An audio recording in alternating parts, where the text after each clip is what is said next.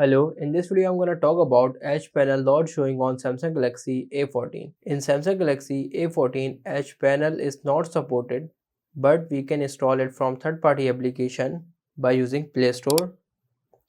Search here, right here, Edge panel. Scroll down, tap on this application and simply install it. Simply open it. Allow the access. Enable Edge service from here. Allow it. Tap on install apps. Tap on Edge screen and enable it. Allow.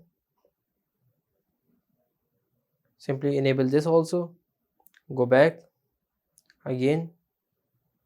Now go in edges. Simply select what you want. I want application only. As you can see, the edge bar. Tap on edit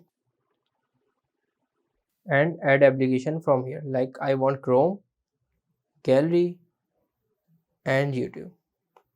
Go back. Now again select from this side. As you can see, these apps are showing here. Now go back. Now go in settings. Here you can see Edge panel is coming on full screen. Go in settings and disable full screen. Now simply slide. As you can see, now Edge panel is showing on Samsung Galaxy A14. If this video helps you, please like this video and subscribe the channel for more information.